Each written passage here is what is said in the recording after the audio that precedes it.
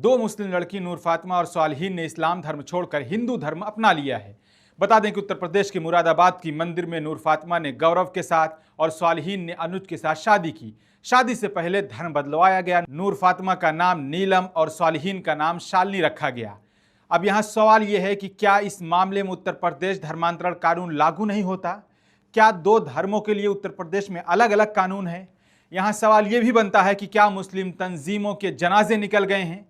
वो इन जैसे हादसात पर क्या कदम उठा रही हैं? बता दें कि आरएसएस बजरंग दल का एक बड़ा प्लान ये भी है कि मुस्लिम लड़कियों को जाल में फंसाना, उनकी इज्जत के साथ खेलना, जिससे मुस्लिम समाज की गैरत मर जाए।